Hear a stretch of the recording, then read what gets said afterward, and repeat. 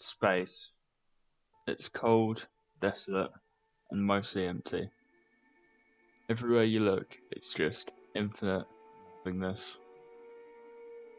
Occasionally, they have some rocks, or the odd planet, most of which, though, are barren wastelands themselves. No matter what you do, eventually space will kill everyone in it in the most miserable way possible. Most importantly, space serves the setting of Starfield, the first original thing Bethesda has done in decades. After being hyped up for what feels like a century, Starfield has received a really mixed reception, to put it lightly. Some people are absolutely obsessed with it, and it bores the tits of others. I genuinely don't know what to think of it myself.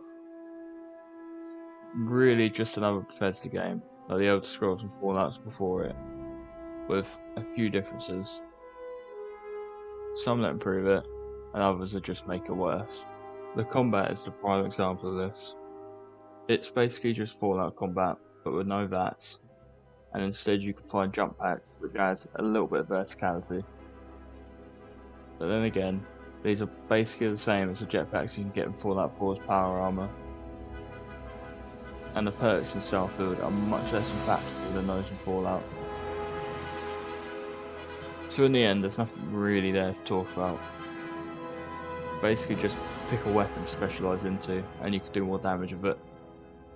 Noticing this brought me to the realisation that Starfield is much like being in space in real life. Not that interesting or exciting in the end. There's not much to it, and nothing really notable there in the end. Even though there's so much potential, it's just space. Perhaps Starfield itself is a metaphor of space. There is the one addition to Bethesda's formula, the spaceship. It allows for spaceship combat, which is actually quite deep and fun.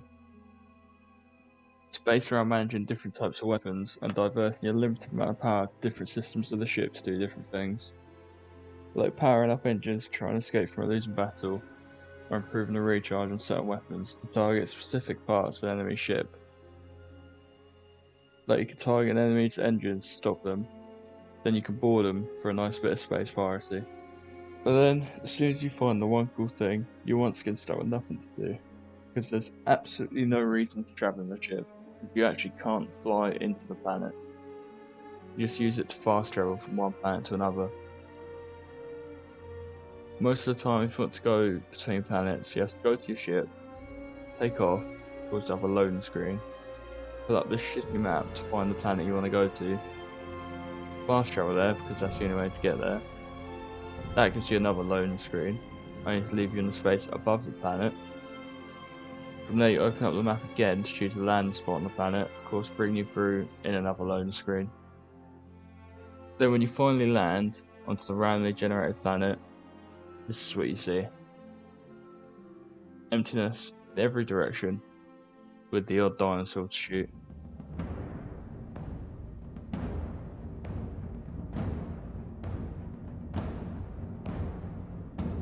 In real life, it takes us about 3 days to fly to the moon from Earth, and there's fuck all there except a couple of flag. It would take us about 7 months to fly to Mars, which is about the same amount of time it takes to work out what the fuck you're supposed to do and start to produce this map. And that's basically just a huge fucking desert anyway. Starfield may just be the most accurate space simulator we have today, encapsulating the sheer boredom and disappointment of an astronaut, living and shitting in a zero gravity space station, looking for something to do for ages and eventually finding nothing. Bethesda has done it again. Sheer immersion and feeling of intense misery and deflation that Starfield could bring to an excited and optimistic player is unmatched. 10 out of 10.